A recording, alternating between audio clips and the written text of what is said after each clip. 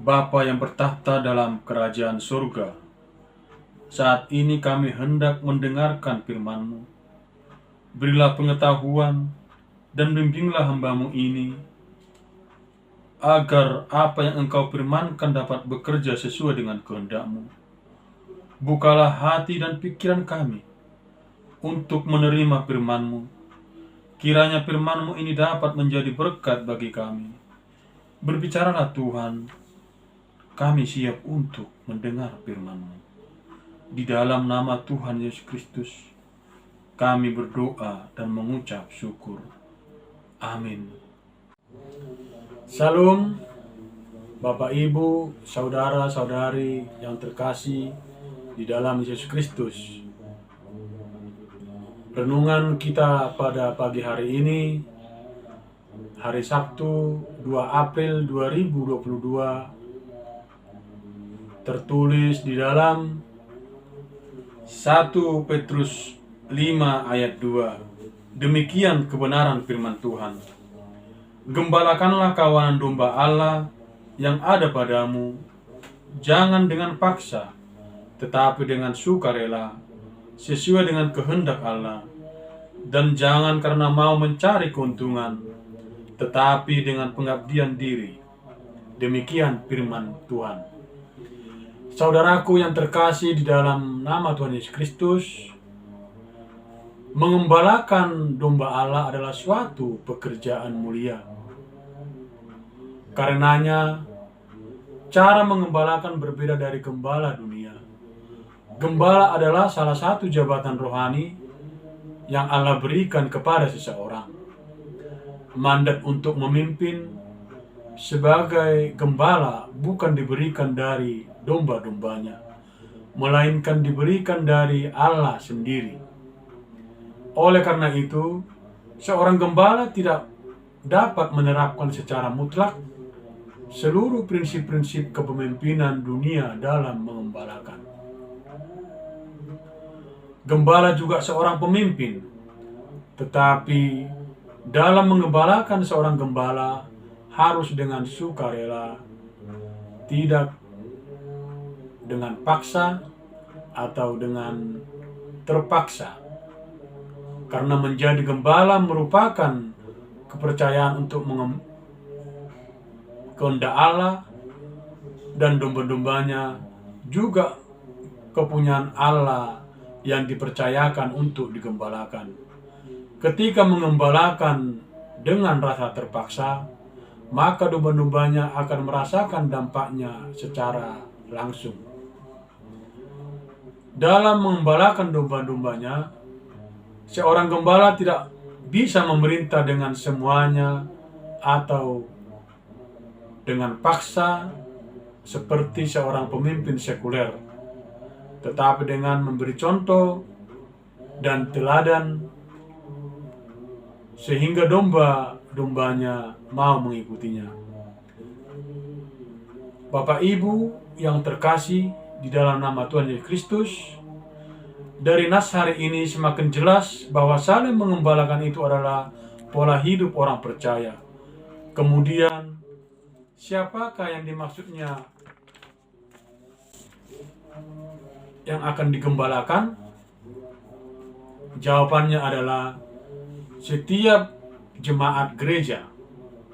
Bagi para pelayan Tuhan, baik itu penatua, diaken atau putamer, setiap anggota keluarga bagi kepala keluarga, setiap karyawan bagi para pemimpin perusahaan, orang-orang yang membutuhkan perhatian, dan orang-orang yang ada di sekeliling kita. Jika demikian, siapakah yang mengembalakannya? Maka jawabannya ialah setiap orang yang percaya dan beriman kepada Yesus Kristus. Kristus adalah gembala yang baik yang memberikan nyawa kepada domba-dombanya. Sebelum Yesus naik ke surga, dia berpesan pada Petrus untuk peduli pada domba-dombanya, dan dia kasihi dengan sepenuh hati. Bagaimana kita mengasihi domba-domba seperti halnya Kristus mengasihi mereka? Tidak ada cara lain selain dengan cara mengasihi Kristus dengan sungguh-sungguh. Mengembalakan domba bukanlah pekerjaan gampang. Terkadang domba-domba yang kita layani bisa bersikap tidak menyenangkan. Kita terkadang merasa bahwa apa yang kita buat bagi mereka seolah-olah tidak dihargai. Bisa jadi bukannya berterima kasih kepada kita,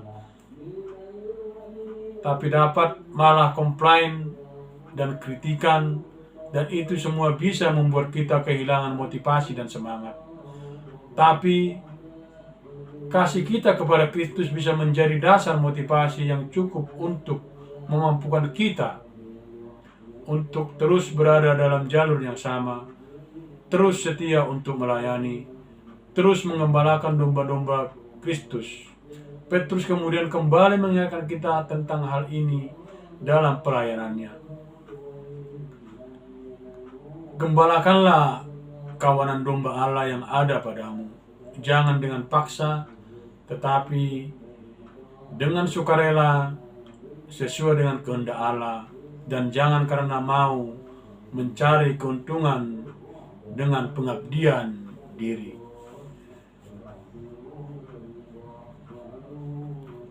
Hanya dengan mengasihi Kristus, kita mampu melayani, mengasihi domba-dombanya.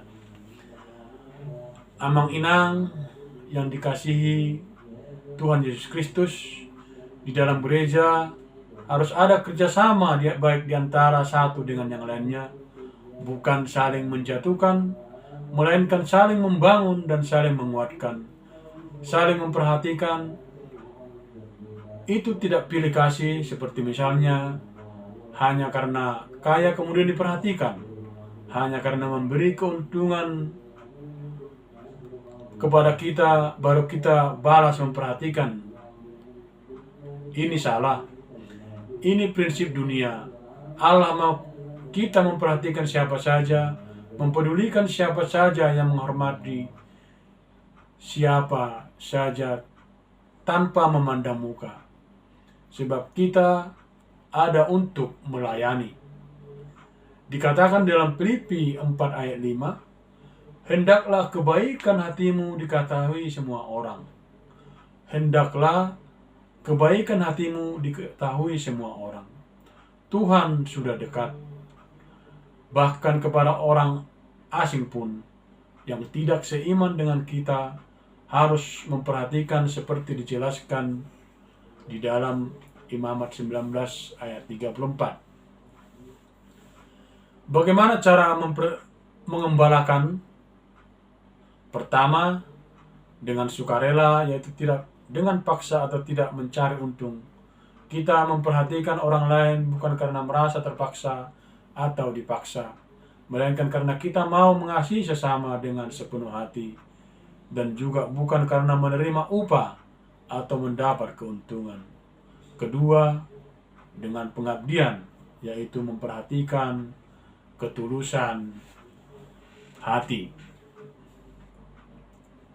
Melalui suratnya ini, Petrus kembali mengingatkan apa yang menjadi kehendak Tuhan bagi orang percaya, yaitu supaya turut ambil bagian dalam mengembalakan domba-domba.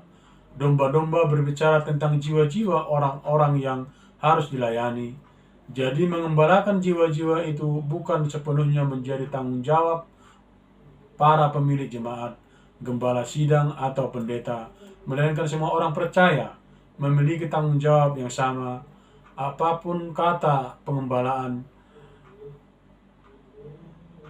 berasal dari kata kerja bahasa Yunani, yaitu bosko, yang berarti merawat, memelihara, mengawasi, dan memperhatikan kawanan domba yang sedang makan rumput di padang.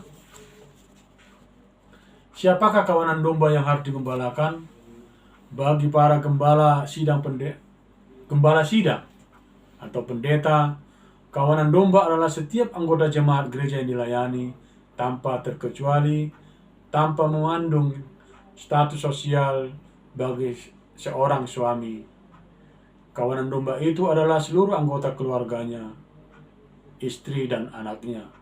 Bagi bos perusahaan, kawanan domba adalah setiap pekerja atau karyawan, yang termasuk juga kawanan domba yang harus dilayani adalah orang-orang di sekitar yang membutuhkan perhatian dan uluran tangan kita. Karena itu, mari kita saling mengasihi, memperhatikan, dan menguatkan satu sama lain, bukan karena mereka kaya atau mendatangkan keuntungan bagi kita, bukan pula karena terpaksa, melainkan lakukan semua itu dengan tulus hati. Kasihilah sungguh-sungguh seorang akan yang lain, sebab kasih menutupi banyak sekali dosa. Berilah tumpangan seorang akan yang lain dengan tidak bersungut-sungut. Layanilah seorang yang akan yang lain sesuai dengan karunia yang telah diperoleh tiap-tiap orang kepada pengurus yang baik dari kasih karunia Allah. Amin. Kita berdoa dalam doa Bapa kami. Bapa kami yang di surga, dikuduskanlah namamu, datanglah kerajaanmu, jadilah kehendak-Mu di bumi seperti di surga. Berikanlah kami pada hari ini makanan kami yang cukupnya, dan ampunilah kami akan kesalahan kami, seperti kami juga telah mengampuni orang yang bersalah kepada kami. Dan janganlah membawa kami ke dalam pencobaan, tetapi lepaskanlah kami daripada yang jahat, karena Engkau yang punya kerajaan, dan kuasa, dan kemuliaan, sampai selama-lamanya. Anugerah dari Tuhan kita Yesus Kristus, kasih setia dari Allah Bapa, dan persekutuan dengan Roh Kudus, itulah kiranya menyertai dan memberkati kita, kini dan sampai selama-lamanya. Amin.